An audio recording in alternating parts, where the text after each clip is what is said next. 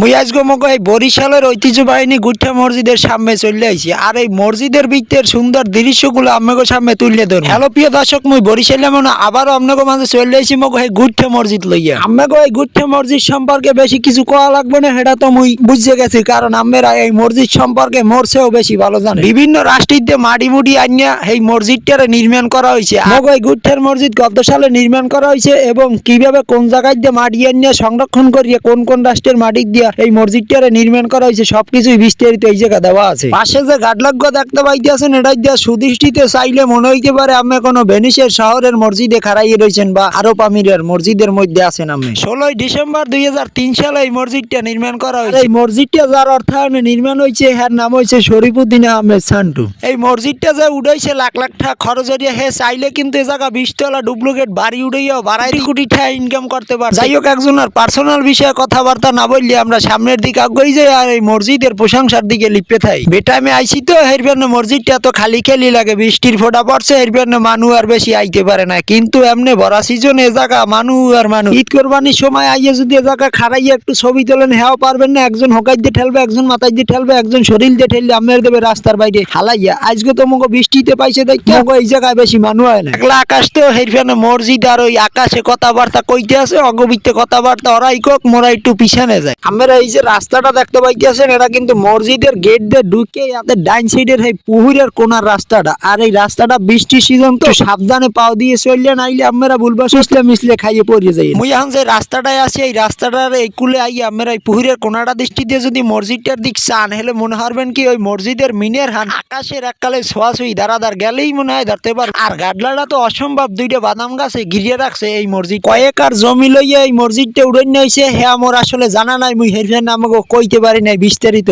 মসজিদের সামনের এই পুহুর পেট দিয়ে তো মসজিদটা দেখলেন কেমন লাগে। স্কুলে যদি আমি প্রাইভেট কার লইয়াও আন, আর এই প্রাইভেট কার রাহার ভান্নে যদি আমি এই মসজিদের ভিতরে জায়গা বিরছেন, আর এই পার্কিং এর জায়গাটা হইছে এই জায়গায় আমি প্রাইভেট কার আনা ডিস্ট্রিক্ট লইয়া সবকিছুই কিন্তু এই জায়গা পার্কিং হারতে পারবেন। আর